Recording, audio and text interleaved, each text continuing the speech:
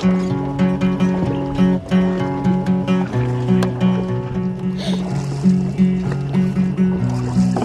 ta làm bình ra.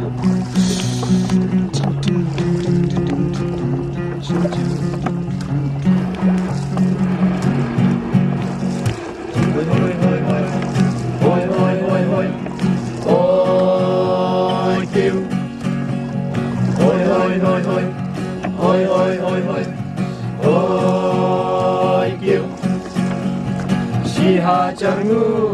ya me kotrai jinge mangi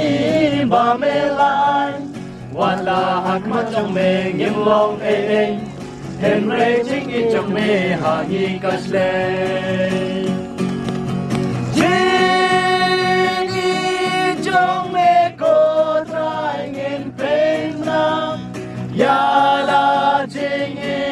me pa ha lor dem na Balim banyap trai de tang amin Jingim samla in pertu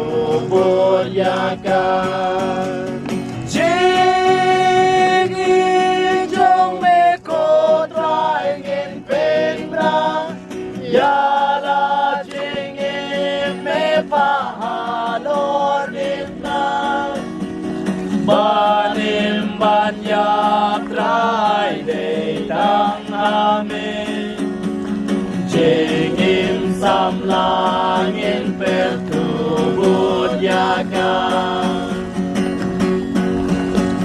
Jingim samlangin hoi hoi hoi hoi Yang ime kotu boy van venai Jingim sotingin hoi hoi hoi hoi Kubot jing pen in Hoi hoi tao chinh im xăm la nghìn im học ya cam Yang im me con cụ bồi van hương nào Chinh im so tiếng im hoi hoi hoi hoi Cụ bò chinh bên im hoi hoi hoi hoi Hoi hoi hoi hoi Hoi hoi hoi hoi Hoi kêu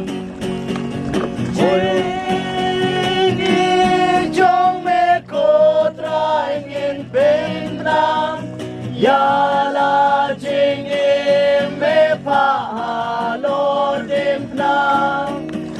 Banim manyap trai de tang amin Jingim samlangin pertubut yakan Jingim jong me ko trai ngin penam Yala jingim me pahalor dimnam Banim manyap trai de tang amin Jingim samlangin pertubut yakan Hoi hoi hoi hoi Hoi